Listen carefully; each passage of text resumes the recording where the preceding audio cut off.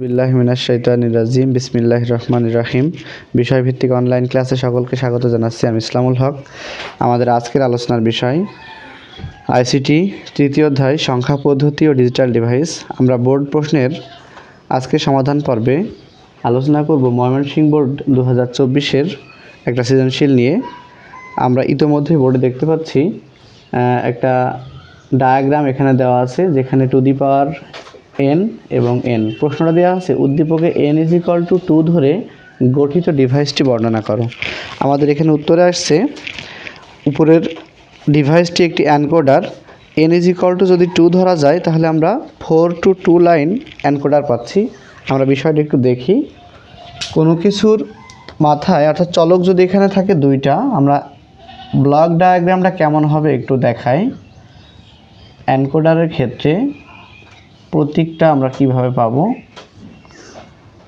অর্থাৎ এদিকে থাকবে মান 4টা।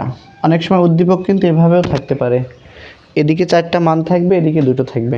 তখন কিন্তু এটা বুঝতে হবে যেটা এনকোডারের E1 E2 ধরলাম আমরা, এখানে D0 D1 D2 D3।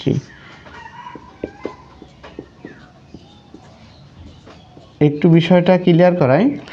এটা দিয়েও কিন্তু অনেক সময় উদ্দীপক থাকবে, আমরা দেখেছি কিন্তু এমন উদ্দীপক প্রশ্নে পাইনি আমরা অনেক বোর্ড কোশ্চেনে, কিন্তু আমরা দেখেছি যে অর্থাৎ এদিকে 4টা লাইন আর এদিকে যখন 2টো লাইন থাকবে, এটা নিশ্চিতভাবে কী হবে, এনকোডার। তুমি কিন্তু নিজেই বুঝতে পারবা।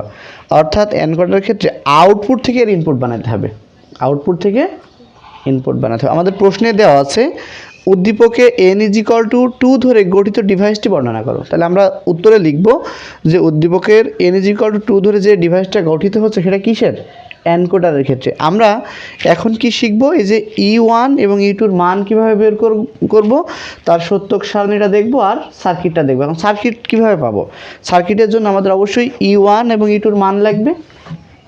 এখন বিষয়টা একটু ভালোভাবে দেখাই।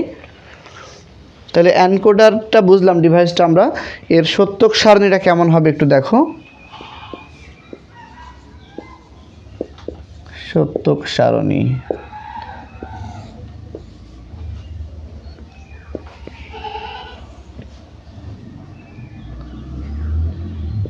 এদিকে আউটপুট থাকবে, আমরা আউটপুট থেকে ইনপুট নেব, আর এটা ইনপুট।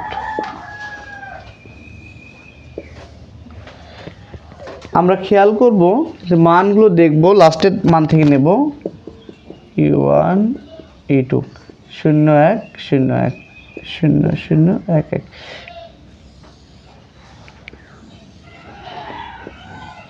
এটা আমরা সবসময় খেয়াল করব, এই মানটা কিন্তু কখনো পরিবর্তনই হয় না। আমরা যখনই কোনো সত্যক সারণী করি, ঠিক এই 4টা মানের সাথে আমাদের যদি 2 চলক হয়, দেখো 0 1 0 1 0 0 1 1। এখন আমাদের 4টা মান এখান থেকে দিয়ে দিই, 1 2 3 4। এই যে D0 D1 D2 আর D3। এখন এই মানটা মানে বের করার খুব সহজ একটা উপায় আছে। ডিকোডার এবং এনকোডারের ক্ষেত্রে দুটো বৈশিষ্ট্য আছে। কয়টা বৈশিষ্ট্য, দুটো বৈশিষ্ট্য। ডিকোডারেরও দুটো বৈশিষ্ট্য, এনকোডারেরও দুটো বৈশিষ্ট্য। বৈশিষ্ট্য দুটো কি, কোনো একটা ইনপুটের মান যদি একবার 1 হয়, আবার শুনি, কোনো একটা ইনপুটের মান যদি একবার 1 হয়, বাকিগুলো 0 হবে। আর 2 নম্বর বৈশিষ্ট্য বলছে ডিকোডার বা এনকোডারের ক্ষেত্রে সবগুলো মান একই সময়ে 0 হতে পারে না। তাহলে বিষয়টা কি, কোনো একটা মান যদি একবার 1 হয়, বাকিগুলো কি হবে, 0 হবে। আবার বলছে একই সময়ে সবগুলো মান 0 হতে পারে না। তাহলে দেখো, আমাদের প্রথম কাজ হচ্ছে এই কর্নারের মানগুলো তুমি 1 দিয়ে দাও, বাকিগুলো সব 0। এই সংক্ষেপে বোঝার জন্য বলে দিলাম তার বৈশিষ্ট্য অনুযায়ী। এখন E1 আর E2-র মান বের করবো আমরা খুব ইজিলি। তাহলে E1 সমান কী লিখতে পারি, আমরা এখানে লিখি বোঝার জন্য সুন্দর করে। E1 সমান কী লিখতে পারি, জিরোগুলো তো নেব না, শুধু 1গুলো, জিরোগুলো বন্ধ, 1গুলো চালু। এই যে 1, এখানে এসে দেখো তো কোন কোন জায়গাতে 1 আছে, D2-তে আছে। এটা কিন্তু যোগের কাজ করবে, এটা মনে রাখতে হবে, একটা ধাপ পার হলে। তাহলে এই যে এখানে পেলাম D2, খুব ভালো করে বুঝে নাও, D2 প্লাস পরেরটা আসো, এই যে 1, এখানে কি D3।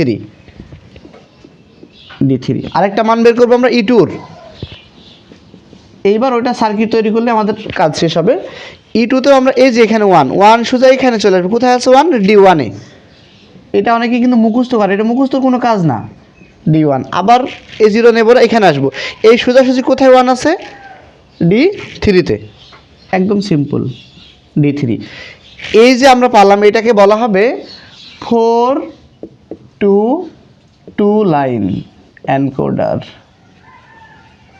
এখন এটা দিয়ে আমরা এটা কি করব? সার্কিট বানিয়ে দেবো, তাহলে আমাদের এনকোডারের সার্কিট হয়ে যাবে। এটা আমরা মুছে দিলাম।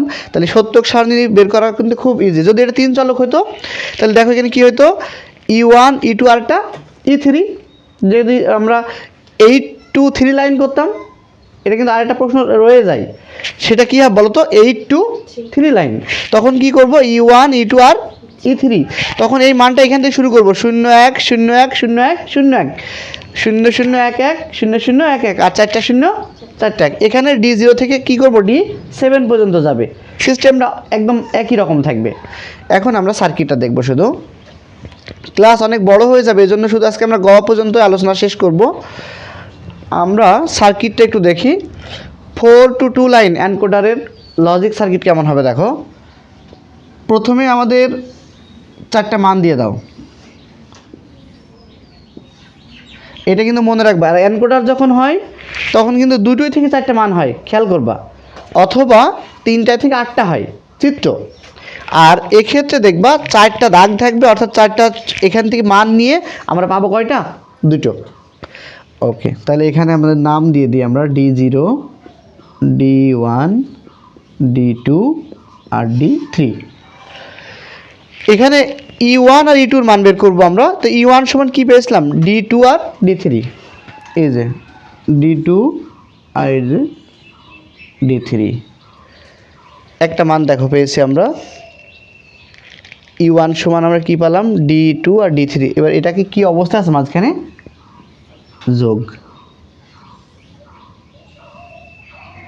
এটার নাম দিয়ে দাও এই যে E1, D2 প্লাস D3। আর একটা E2 সমান কি আছে? 1 আর 3। এই যে 1, এই যে 3।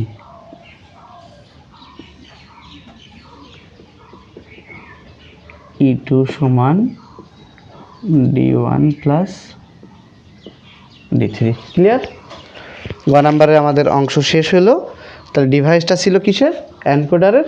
তার আমরা ব্লক ডায়াগ্রাম দেখলাম, তার সত্যক সারণী দেখলাম, অবশেষে লজিক সার্কিট। আমরা পরবর্তী ক্লাসে ঘ অংশ নিয়ে ইনশাআল্লাহ আলোচনা করব। আজ এ পর্যন্তই। ধন্যবাদ সকলকে। আসসালামু আলাইকুম রহমতুল্লাহ।